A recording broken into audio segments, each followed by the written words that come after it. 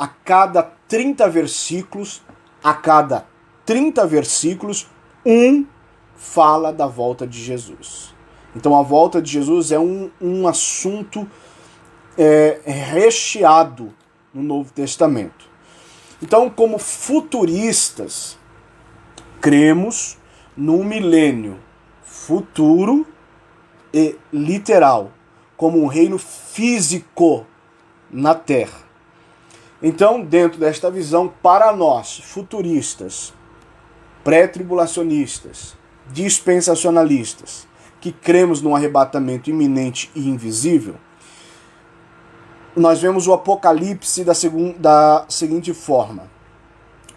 Dos capítulos 1 a 3 já se cumpriram. Os capítulos 4 e 5, eles são literais, aconteceram, os acontecimentos são reais, as 7 igrejas da Ásia Menor, as cartas reveladas a João. No entanto, sua aplicação dos conteúdos das cartas para nós são atemporais. Podemos pegar aquelas verdades bíblicas e espirituais e aplicar à nossa vida. E do capítulo 6 ao capítulo 22, se cumprirá, do capítulo 6 ao capítulo 22, se cumprirá após o arrebatamento da igreja. Então a gente precisa entender desta forma os períodos que para nós, o Apocalipse 1 fala do passado, 2 e 3 do presente, Apocalipse 1 do passado de João, 2 e 3 do presente de João e do 4 ao 22 as coisas que hão de ser. Então, futuro de João e futuro da igreja atual. Para nós, depois de Apocalipse 3, a gente percebe que a igreja não é mais mencionada. A partir do capítulo 4, a igreja não é mais mencionada no Apocalipse. Por isso nós entendemos que este silêncio de Jesus com relação à igreja do capítulo 4 ao capítulo 19 de Apocalipse indica a ausência da igreja na terra. Em Apocalipse 4, os 24 anciãos, que são representantes da igreja, eles estão no trono, diante do trono, num período pré-tribulacional. Então João está na terra, ele tem um chamado divino, sobe aqui, como diz 4:1 de Apocalipse, e ele é arrebatado aos céus, e lá ele vê, nos céus, os 24 anciãos que são representantes da igreja, antes de ter as revelações, de iniciar as revelações sobre a grande tribulação. Isto para nós também é um indício de que a igreja está nos céus, uma vez que os seus representantes lá estão, antes de começar a grande tribulação. Em Apocalipse 19, a partir do versículo 8, a igreja volta à terra no final da grande tribulação. Logo, pela lógica, ela não estava aqui no período da grande tribulação. Porque em Apocalipse 3, como eu disse que as verdades ali são literais, porque nós, como pré-tribulacionistas, nós acreditamos na interpretação literal das Escrituras, não desprezando os símbolos e as alegorias. Mas a primeira leitura é literal. Alegoria e simbolismo ficam refém da literalidade das Escrituras.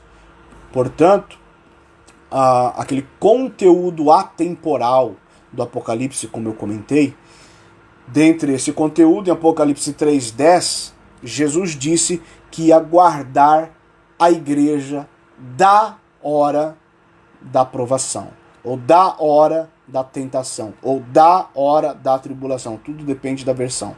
Mas em todas as versões, a Bíblia diz que o Senhor Jesus guardará da hora da tribulação, e não na hora da tribulação.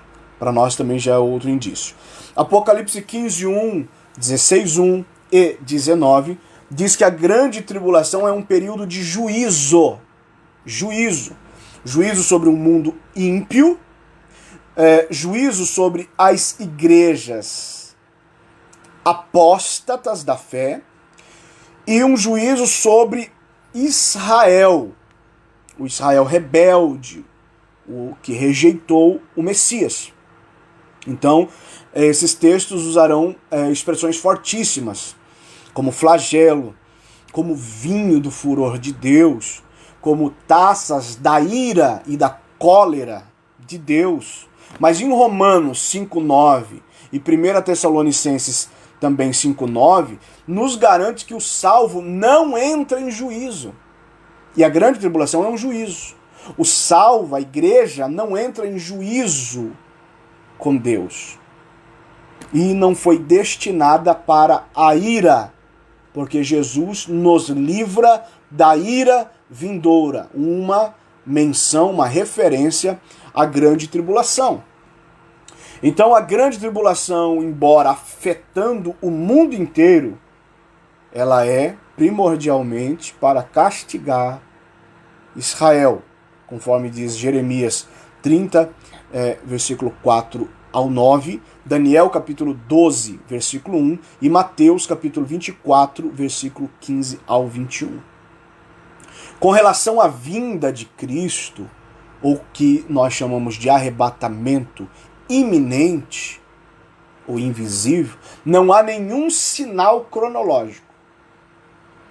A vinda de Cristo para a igreja num arrebatamento iminente, não há sinal cronológico. Aliás, não há sinal nenhum. Por isso ele é iminente. Agora, para a volta de Cristo para Israel, ou seja, depois da grande tribulação, onde Cristo virá para resgatar Israel, então há sinais cronológicos, há sinais históricos, coisas que vão acontecendo pela narrativa bíblica e cálculos de tempo, como 1260 dias, tempos e metade de um tempo, ou 42 meses para a volta de Cristo para resgatar Israel depois da grande tribulação. Também lembrando que na primeira parte desse estudo, ministrado na terça-feira passada, em Daniel capítulo 9, onde está a profecia das 70 semanas para Israel, a maior profecia escatológica da Bíblia. Então, esta profecia, ela é remetida a Israel, aos judeus. São 70 semanas para Israel. Então, na 69ª semana, Israel rejeitou e crucificou o seu Messias, o seu Redentor. Por isso, a dispensação de Israel foi interrompida. Foi dada uma pausa e ativada a dispensação da igreja, o tempo da plenitude dos gentios, que também é o momento em que plenitude dos gentios, porque é o tempo em que Jesus falou que Jerusalém seria pisada pelos gentios.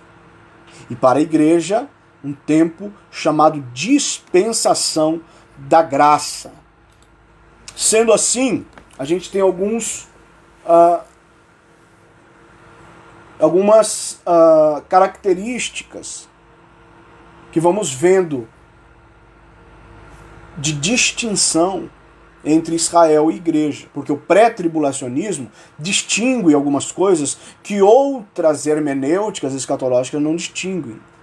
O pré-tribulacionismo, por exemplo, distingue 3 povos, porque é bíblico. 1 Coríntios 10, 32 Gentios, igreja e Israel. São três povos para cada qual Deus trabalha de uma forma. Então, como a igreja não esteve presente nas 69 semanas, também não estará na 70ª.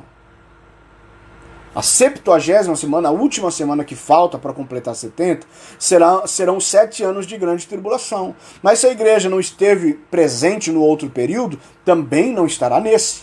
Até porque são 70 semanas sobre o teu povo, disse o anjo para Daniel. Sobre a santa cidade. Então, isso é importante considerar.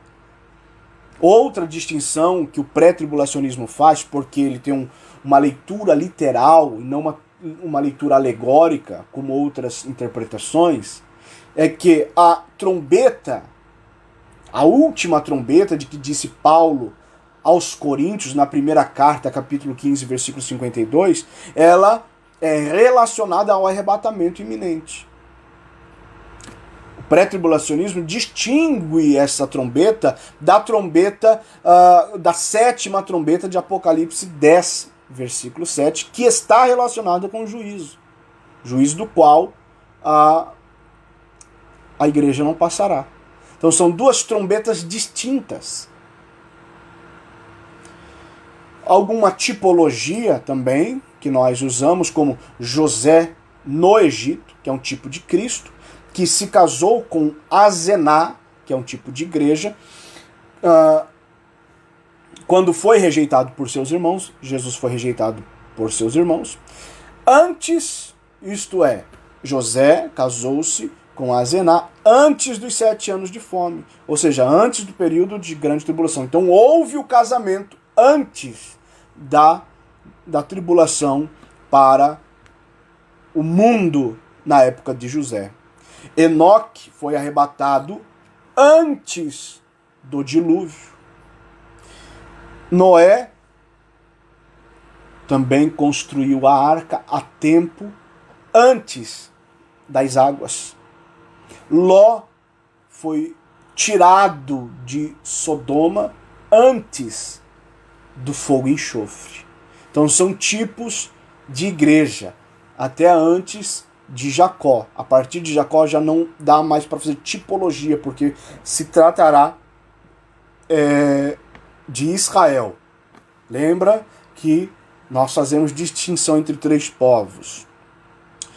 Então, queridos irmãos, somente quando a igreja, que é o sal da terra, for tirada, é que então o mundo entrará um incompleto estado de putrefação moral, espiritual. As coisas ainda estão como estão, de uma certa forma, com algum equilíbrio, com alguma harmonia, com a possibilidade de se viver aqui na terra, porque a igreja está aqui e nela está o Espírito Santo. Então, se a gente fosse pensar que a igreja poderia passar pela grande tribulação, como ensina o pós-tribulacionismo, deveríamos pensar assim: a igreja, segundo a Bíblia, cada crente é membro do corpo de Cristo, do qual ele é a cabeça. Então, se os crentes vão passar pela grande tribulação, ou pela 70ª semana, que é para Israel e não para a igreja, mas se, conforme diz o pós-tribulacionismo, a igreja passar, se nós somos o corpo de Cristo, significa que Cristo também passará pelo juízo. Ou o corpo vai passar uma fase da história sem a cabeça. Agora, se Cristo vai passar pelo juízo, que é um castigo de Deus, então a Bíblia se contradiz. Hebreus, capítulo 9, versículo 25 ao 27. Cristo não passa por julgamento e por juízo, porque ele não tem pecado. E por outro lado também, nós entendemos em Apocalipse 13, 7, que toda a terra estará sujeita ao diabo. Todos terão que se sujeitar ao diabo.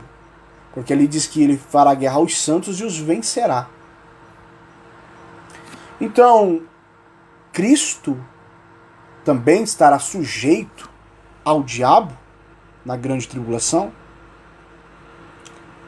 Entendemos em Apocalipse 19:11, quando a igreja volta com Cristo nas nuvens.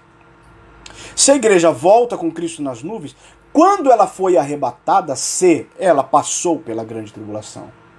Porque a Bíblia não faz menção de um arrebatamento ou de um traslado depois da grande tribulação. Não há espaço cronológico para isso. Então, a posição pré-tribulacional ela é a única que ensina verdadeiramente a iminência do retorno do Senhor Jesus para buscar a igreja antes da grande tribulação. Porque para nós, por mais que a gente fale a volta de Jesus,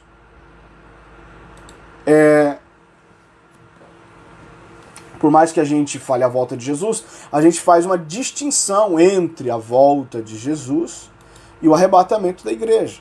O arrebatamento da igreja é Jesus vindo nas nuvens para levar a igreja, enquanto a volta de Jesus, porque aí vem até a terra e pisa nela, o Monte das Oliveiras, fendendo ao meio, então é depois do arrebatamento. Então, entre o arrebatamento e a volta de Jesus, há um período de 7 anos, que é a última semana. As igrejas primitivas, a igreja primitiva, as igrejas locais primitivas, elas acreditavam na iminência do retorno de Jesus. É fácil fazer essa leitura. Acreditava na iminência do retorno do Senhor Jesus. Então, a gente confere. Não posso ler os textos, eu passo as referências e você anota para um posterior, para uma posterior análise. 1 Coríntios 1:7, 16:22, Filipenses 3:20, 1 Tessalonicenses 1:10, 5:6, 1 Timóteo 6:14, Tito 2:13, Judas 21 e Apocalipse 3:11. Então, a iminência, ou a crença na iminência no retorno do Senhor, não é um assunto novo para a igreja. Os chamados pais da igreja disseram haver uma consistência e unanimidade nas igrejas primitivas sobre a iminência do retorno do Senhor. Porque os discípulos e os apóstolos acreditavam que Jesus viria buscá-los em seus dias. Então havia a crença numa volta, num retorno iminente. Então, esta crença na iminência da volta de Jesus é uma posição pré-tribulacional. Ou quando muito intra-tribulacional.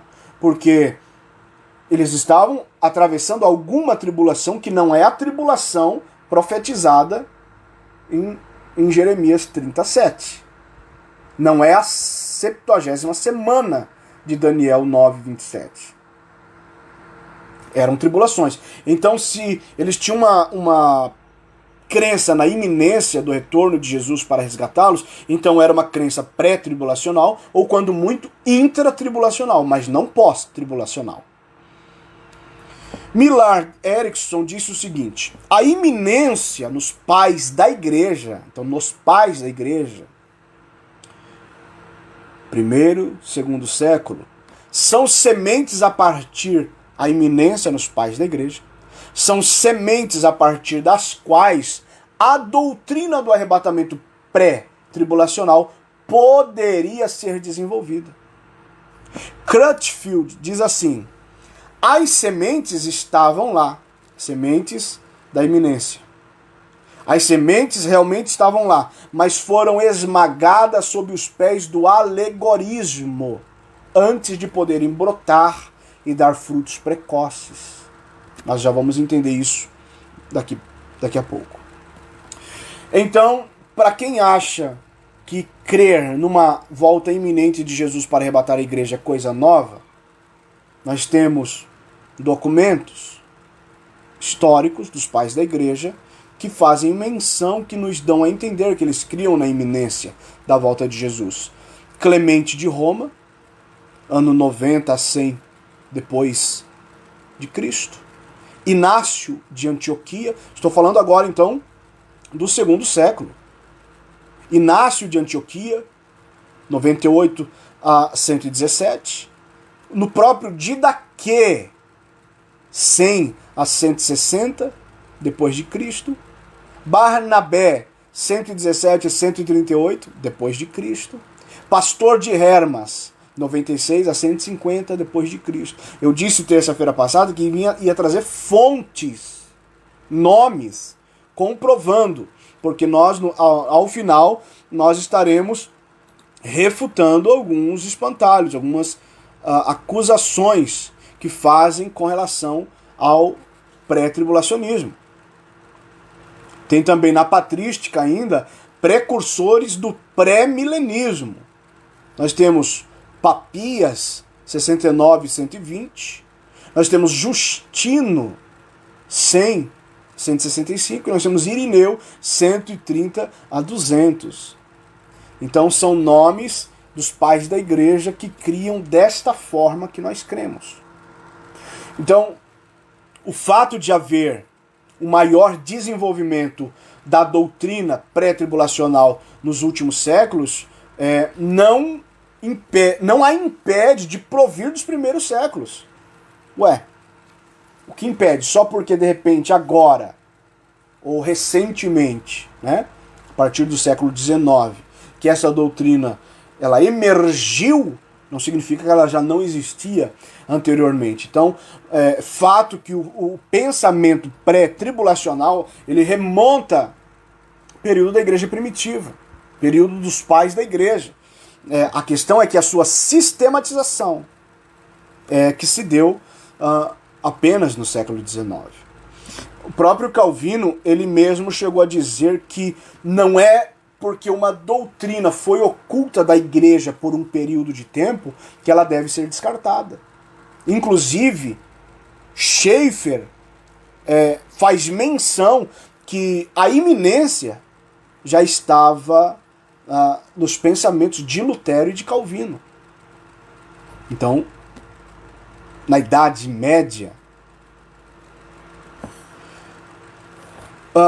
nos primeiros anos da igreja primitiva, e conforme os séculos foram se passando, nós observamos que grandes doutrinas foram sendo desenvolvidas em concílios. A questão é que a escatologia nunca foi assunto de pauta em nenhum concílio da igreja. Porque os assuntos eles eram levantados conforme a necessidade da época. Então, na igreja primitiva, foi-se preciso combater agnosticismo, arianismo, montanismo, pietismo, enfim, uma série de heresias que iam surgindo. Então, foi-se necessário alguns concílios para tratar eclesiologia, soteriologia, pneumatologia, enfim, doutrinas que eram necessárias na época. Inclusive, concílios para determinar o cânon da igreja, da Bíblia Sagrada. A escatologia nunca foi uma necessidade. O assunto nunca foi trazido à tona porque não era necessário. Então, dos 21 concílios que a igreja teve, em nenhum deles a escatologia foi tratada. Então, por isso que assunto como o pré-tribulacionismo, o dispensacionalismo, o arrebatamento invisível, não foi tão disseminado pela igreja. E os ensinamentos depois dos pais da igreja foram construídos sobre muitas heresias. Muitas delas, inclusive, vindas do próprio Agostinho.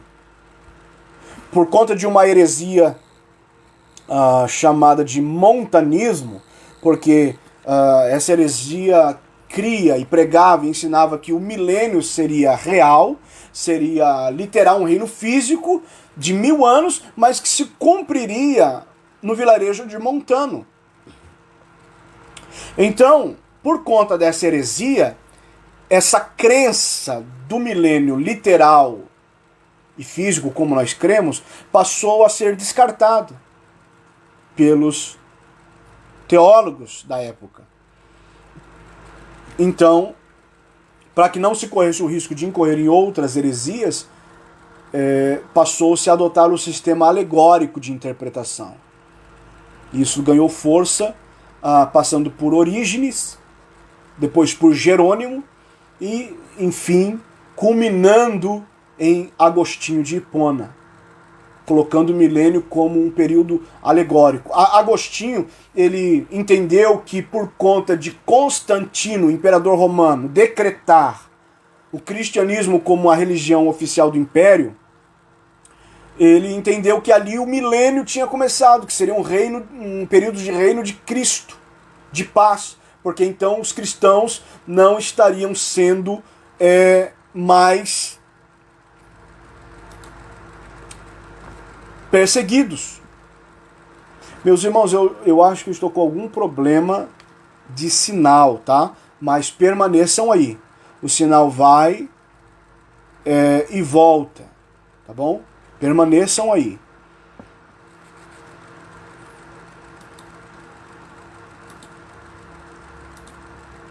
Vocês podem ir me avisando também, tá certo? Mas enquanto eu não der a conclusão do vídeo, o Face segura. Então se ele der uma falha, a gente tem como ainda retornar, tá? De qualquer forma, eu vou deixar registrado aqui o estudo e depois a gente recupera. Então, isso aconteceu. Agostinho, então, a partir do decreto de Constantino em 323, já no século IV, então, decretando o cristianismo como uma religião oficial, aconteceu que esse sistema alegórico de interpretação passou a ser mais difundido. Então, quando veio a Reforma, agora nós estamos falando século XVII, então houve um período de restabelecimento das doutrinas, né, da igreja, algumas doutrinas fundacionais da igreja, e tendo, portanto, a necessidade, então, de se entender melhor algumas outras, como a escatologia. Obrigado, irmãos. Amém. Que bom saber. Tá? Para mim aqui ainda tá uma informação que está com problema para reproduzir o vídeo. Mas se vocês estão vendo, tá ótimo então. Obrigado.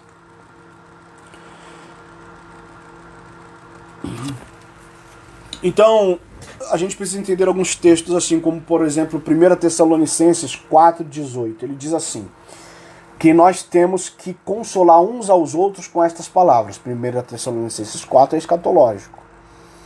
Então, consolar uns aos outros com estas palavras só pode ser válido se a visão for pré-tribulacional.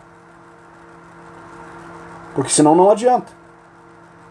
É consolar dizendo exatamente que nós estaremos sendo privados da grande tribulação. Então nós somos, por exemplo, em Tito, capítulo 2, versículo 13, nós somos exortados com expectativa, com uma feliz expectativa, a olharmos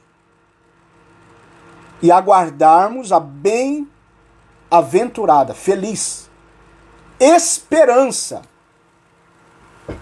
e o aparecimento, manifestação da glória do grande Deus e nosso Salvador Jesus Cristo. Então, esta passagem fica sem sentido se nós temos uma bem-aventurada esperança e o aparecimento da glória do grande Deus e nosso Salvador Jesus Cristo, se a igreja passar pela grande tribulação. O consolo e a esperança de que, de fato, a igreja será arrebatada antes da grande tribulação.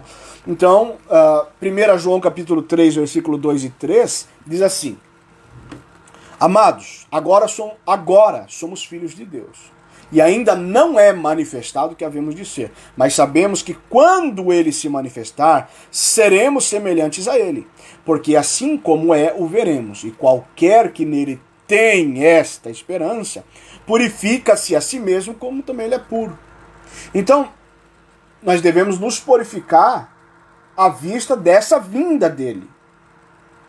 Está dizendo para nós nos purificar. Se nós temos essa esperança, nós vamos nos purificar por causa desta vinda. E se esta vinda não é iminente, esta passagem também é sem sentido. Então foi dito para os crentes na Bíblia aguardar com uma expectativa, com uma bem-aventurança, uma esperança alegre, a olhar e aguardar pela vinda de Cristo. Não tem sinais. Agora, para Israel para que aqueles que vão ficar na grande tribulação olhar para os sinais, procurar por sinais, porque terão, inclusive até já os cálculos cronológicos, como eu falei anteriormente. É do caráter de Deus livrar os seus dos tempos das provas. Claro que sim. Então a gente lembra de Noé, a gente lembra de Ló, a gente lembra de Raabe e até do próprio Israel, né? Então, Mateus 24, 21, ele não é para a igreja. Por mais que a igreja tenha passado por outras tribulações. Então, como eu disse, o pré-tribulacionismo faz distinção de algumas coisas que outras hermenêuticas escatológicas não fazem. O pré-tribulacionismo faz distinção entre igreja gentil e Israel. Faz distinção entre a última trombeta de 1 Coríntios 15, 52, da sétima trombeta de Apocalipse 10, 7. Assim como o pré-tribulacionismo faz a distinção de tribulação e grande tribulação. Porque nós lemos a Bíblia no sentido literal. O alegorismo prejudicou a boa exegese bíblica. Então, está claro que tem um intervalo de tempo entre o arrebatamento da igreja e o retorno de Cristo à terra. João 14,3 diz: E quando eu for e vos preparar lugar, virei outra vez, e vos levarei para mim mesmo, para onde eu estiver, estejais vós também. Mas não tem como nós colocarmos este levar para mim mesmo pós-tribulação. Não tem um texto bíblico que vai ser lógico no contexto. Este levar para mim mesmo, então, acontecerá quando? Se o reino de Cristo é físico, é literal, é na terra, com os judeus e na terra. Então, levar para mim mesmo é para a igreja. Então, depois da grande tribulação, começa o milênio. E onde fica o arrebatamento da igreja nesse contexto? Então, somente esta posição pré-tribulacional que não divide o corpo de Cristo. Algumas hermenêuticas dividem, porque vai ser um arrebatamento parcial, então.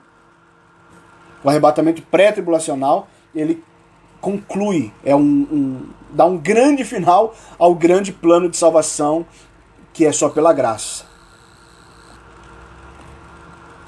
Os crentes das igrejas, ou a igreja, não está presente nas profecias do Apocalipse.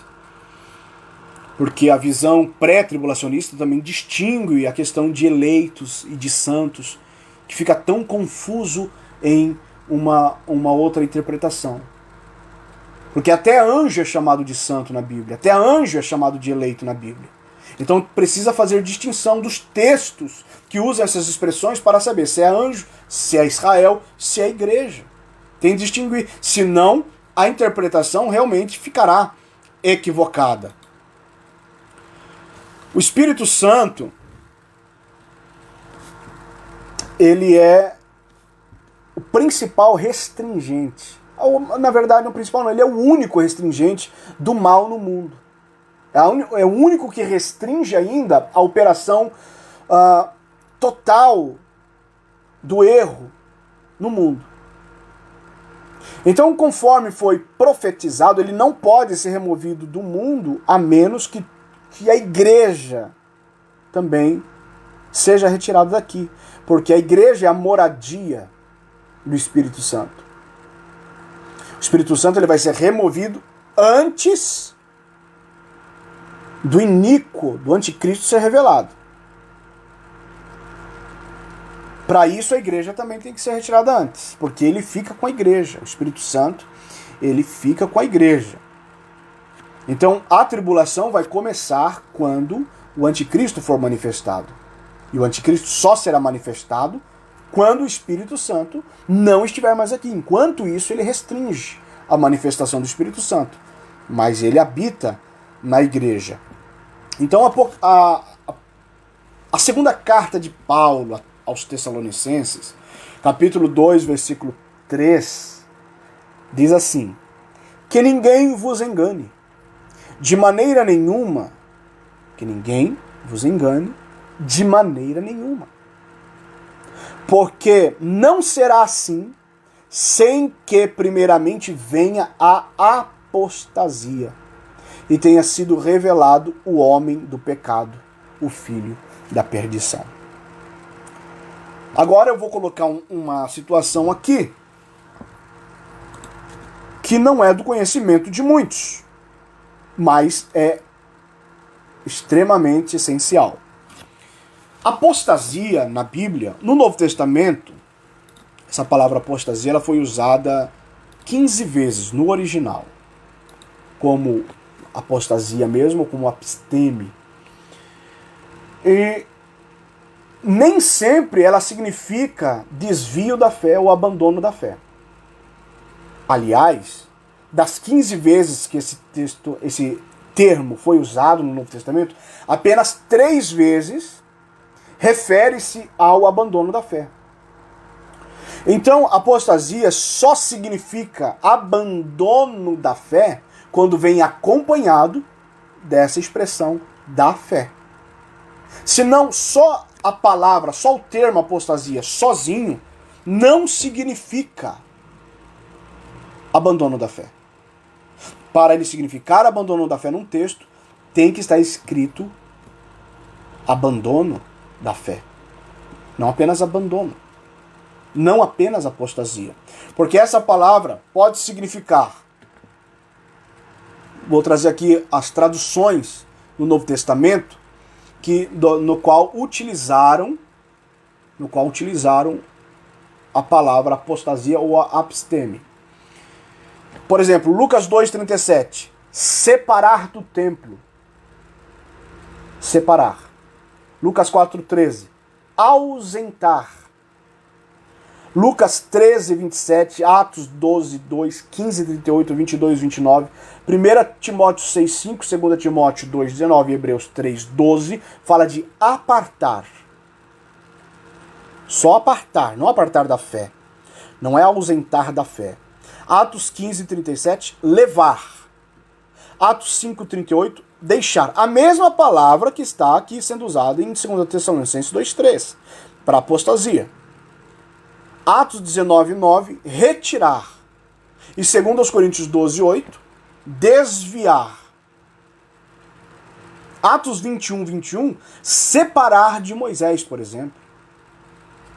Em 1 Timóteo 4:1, por exemplo, está acompanhado do da fé. Então, alguns se separarão da fé. Alguns apostatarão da fé, mas está falando do que vai afastar. Está indicando. Então, em 2 Tessalonicenses 2:3, como é um texto escatológico, está falando do arrebatamento da igreja. Porque apostasia significa partida, separação, retirada, como nós falamos aqui, vários textos. Na verdade, todas todas as traduções da Bíblia para o inglês anteriores a King James de 1611 traduzia esse termo apostasia de 2 Tessalonicenses 2:3 para partida e não como apostasia. A partir de 1611, esse termo já não foi mais traduzido, ele foi transliterado para apostasia. Isso é uma questão que eu não vou abordar agora. Foi transliterado por Beza, por uma questão de combater o papismo da época. Mas, até 1611,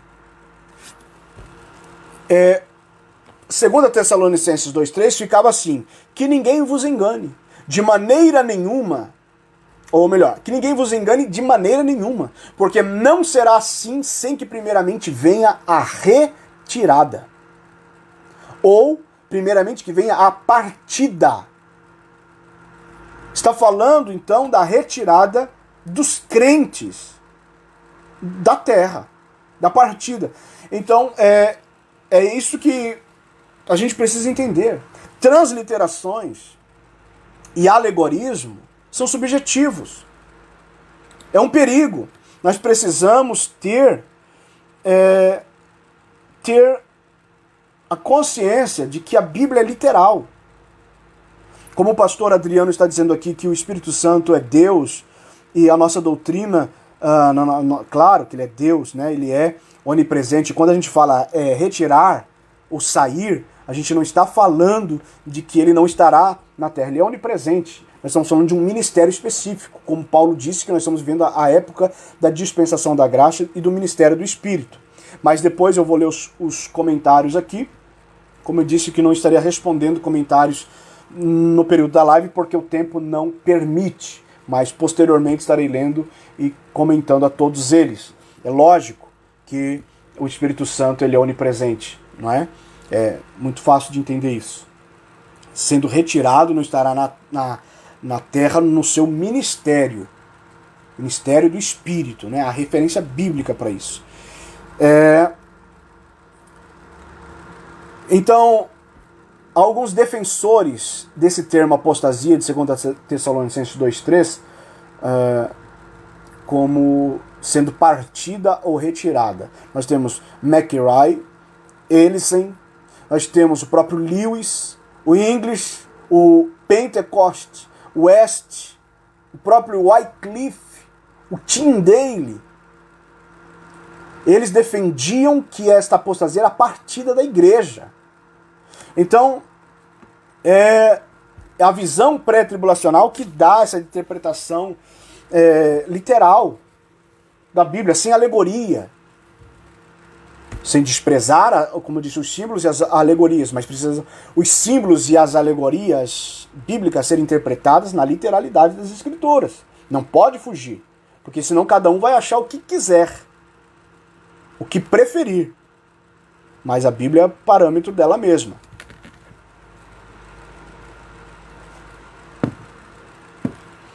Então o crente, a igreja, ela vai comparecer diante do tribunal de Cristo. E não diante de um trono de julgamento. Tribunal de Cristo.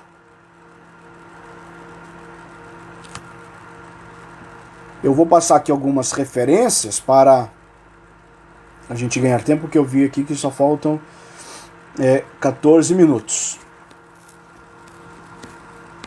Então, lembrando em Apocalipse 4:1, depois versículo 4, depois capítulo 5, versículo 14, falando dos 24 anciãos que estão representando a igreja, uma igreja local, futura, uma igreja indivisível, e está na terra.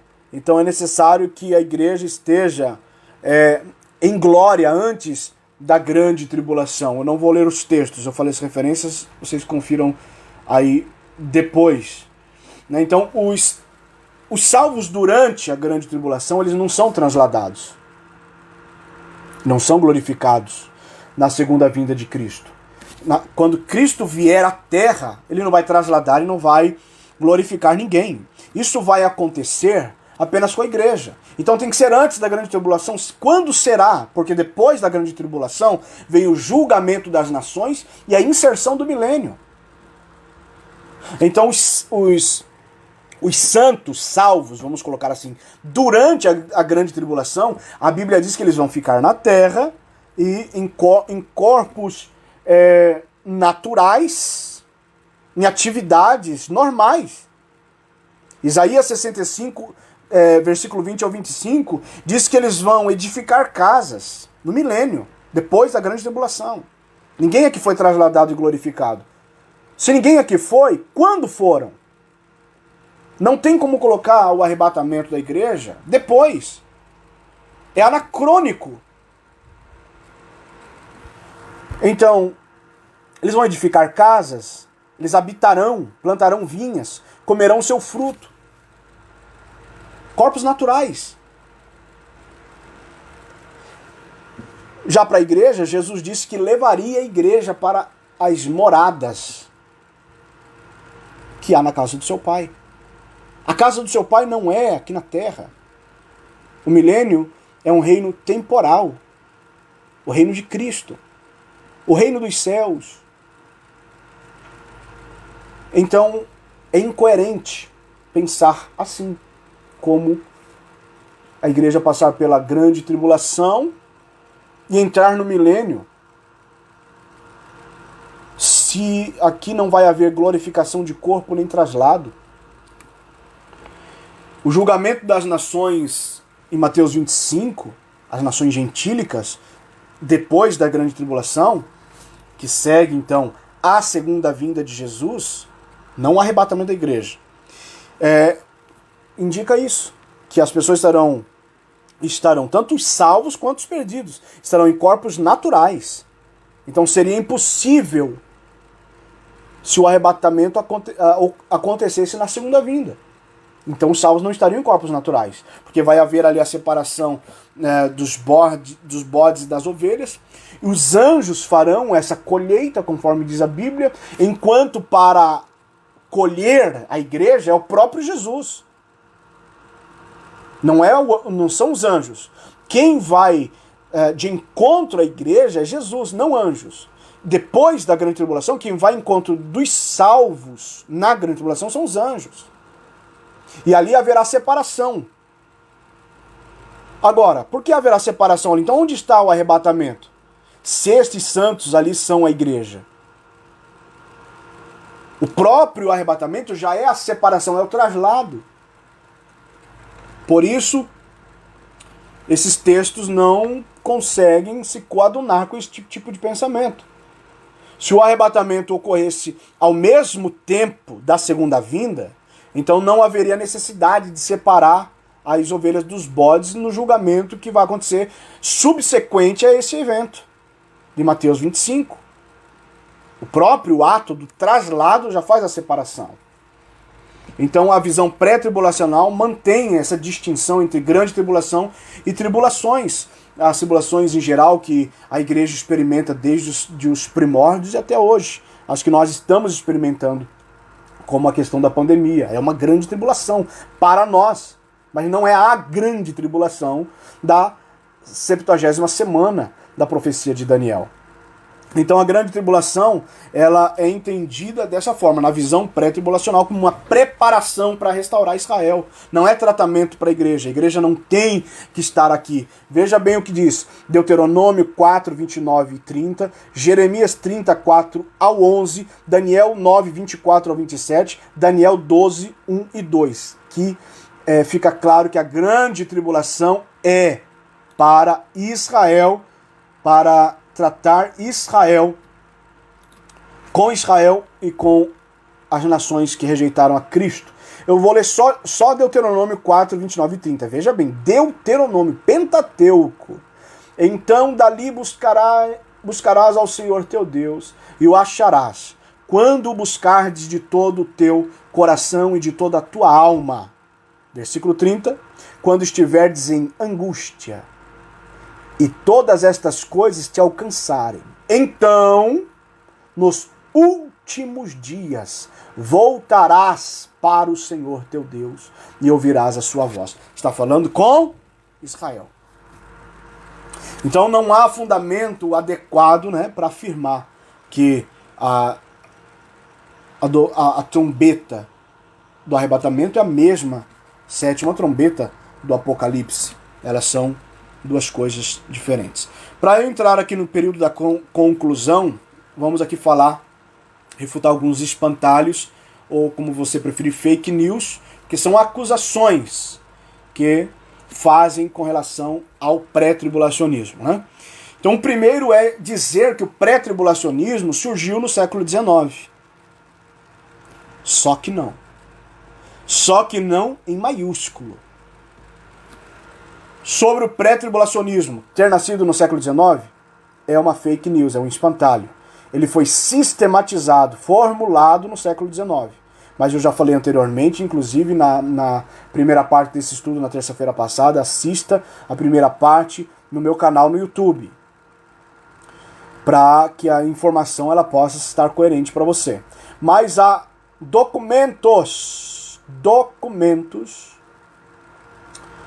do século III, Cipriano de Cartago, 250 d.C., fazendo menção ao pré-tribulacionismo.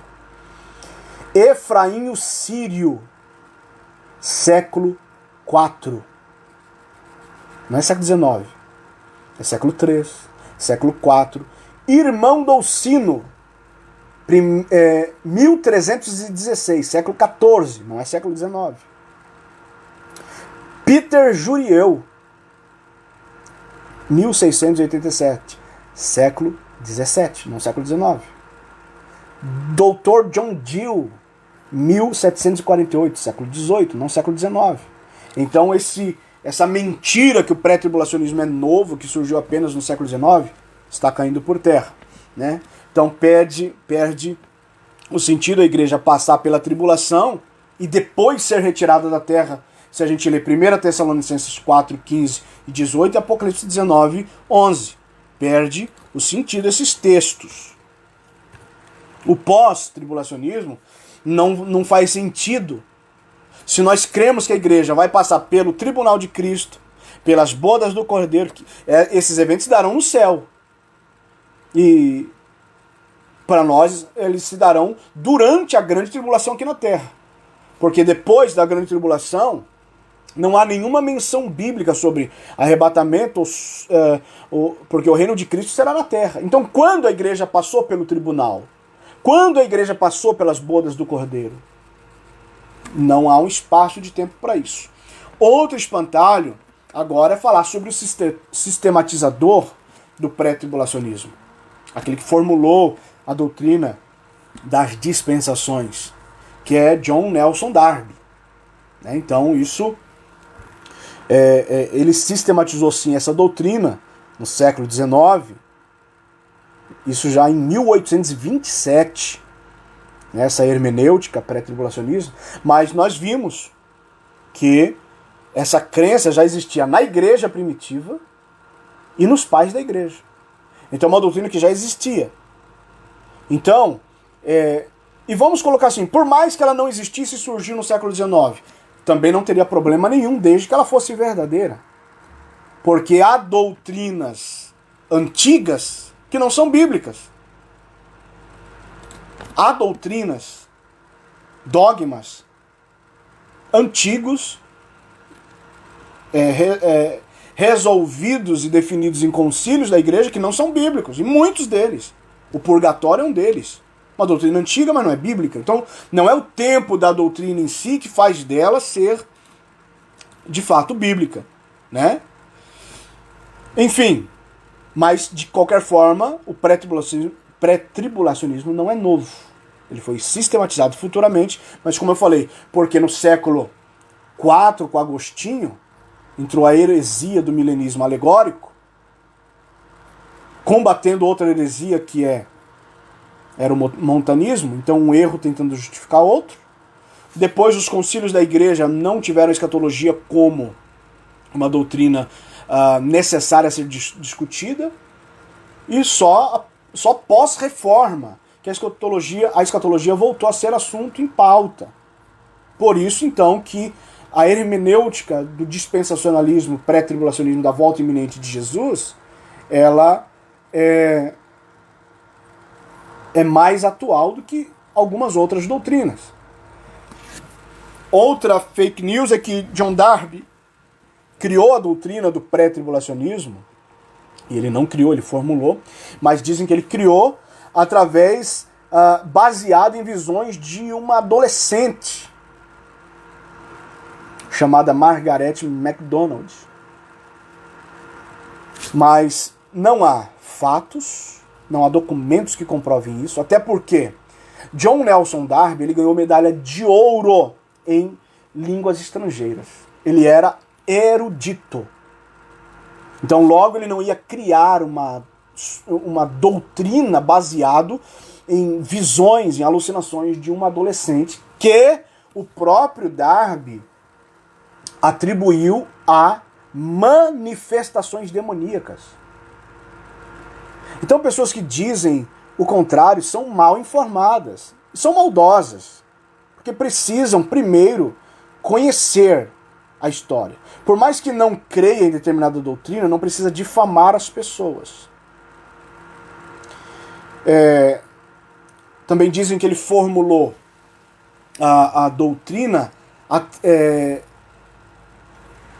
através de estudos que foram feitos por um padre jesuíta em 1537 a 1591, século XVI. Esse padre chamado Francisco Ribeira, que também criou essa doutrina por conta de protestar contra o papismo.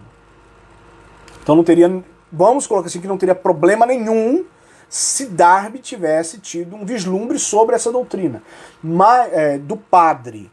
Porque Lutero também veio do catolicismo.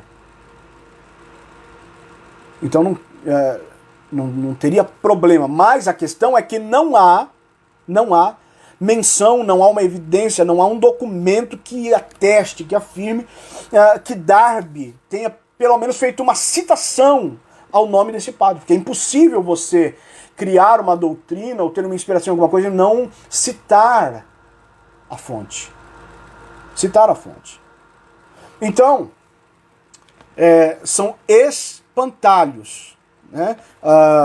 Então, Darby considerou as manifestações da jovem Margaret como demoníacas e não como revelações para o pré-tribulacionismo. Né? Com relação à influência de Darby e Irving, dizem que Darby foi influenciado por Irving. Não. Na verdade, Darby foi crítico de Irving. Então, por ser um erudito, na verdade, ele nunca fez referência também, nem a Irving, nem a um outro chamado Lacunza. Quem sabe, quem conhece um pouco da história, sabe do que eu estou falando. Que são meras acusações. Então, e Darby, ele formulou o intervalo da 60ª semana até a 70ª semana, essa dispensação, ele formulou isso em 1827, muito antes de ter o primeiro encontro com Margaret MacDonald. Ele já tinha formulado essa doutrina. Então, também são más informações. A própria profecia de Margaret MacDonald, ela não tem quaisquer elementos pré-tribulacionistas. Pelo contrário, em sua declaração, a declaração da própria Margaret está acessível aí na internet. A declaração de Margaret MacDonald, ela faz menções pós-tribulacionistas. É exatamente o contrário do que dizem. É o contrário. Por isso são espantalhos. São mentiras. Para nós concluirmos, então, a Bíblia de Scofield, a Bíblia de Scofield é uma Bíblia que eu tenho, que eu prezo, que eu admiro. É uma das primeiras Bíblias de estudo. Uma linguagem simples, não tem muita mistura de informação. Ela foi, então, a que disseminou essa doutrina pré-tribulacionista. Né? Por isso, Scofield também recebeu muitas acusações. Ele foi também alvo de tentativas de denegrir a sua imagem. Então, dizendo que Darby, Scofield eram maçons, não há também nenhuma comprovação. Ninguém comprova nada, só saem falando, só saem replicando as coisas, repetindo as coisas. Porque o fulano falou, vamos falar também. Né? A igreja não pode agir assim. E que Scofield era embriagado e que ele casou com outra mulher. Irmãos, o histórico, a biografia de Scofield, antes de Cristo é uma, depois de Cristo é outra. E essas coisas das quais acusam Scofield foi antes dele conhecer a Cristo. Assim como muitos hoje estão na igreja, no segundo casamento, bebendo escondido, tem muitas ovelhas de pastores adúlteros e estão difamando Scofield, que fez o que fez antes de Cristo, antes de se render ao Evangelho. Então não leva a nada esse tipo de acusação. São refutações que nós estamos fazendo aqui. E eu encerro falando o nome de alguns professores pré-tribulacionistas, porque nós não estamos sozinhos. Nós temos Arno Gaebelin, nós temos A.J. Gordon, nós temos James Gray, nós temos Torrey, nós temos Harry Ironside, nós temos John Stromberg, nós temos o próprio Schaeffer, né, Lewis Schaeffer, nós temos Alva McLean, nós temos Clarence Mason, nós temos Charles Faber. Na terça-feira passada eu falei o nome de alguns professores brasileiros, tá? Então assistam o vídeo anterior também. Nós temos então, como eu falei, o próprio Pentecoste, Walvoord. São professores pré-tribulacionistas. Então falar que pré-tribulacionismo é heresia, doutrina nova, é muito perigoso. Há muitos eruditos envolvidos nessa questão. Nós temos o Gerald Stanton, o Charles Heary. A Bíblia anotada e anotada expandida é de Charles Heary. Eu tenho ela, gosto muito dela, calvinista, mas é pré-tribulacionista. Muitos nomes que eu disse são calvinistas, são pré-tribulacionistas, são reformados, dispensacionalistas. Vejam no vídeo anterior, está lá no meu canal no YouTube, e vocês saberão o porquê, saberão mais nomes de pessoas que eram calvinistas e criam assim.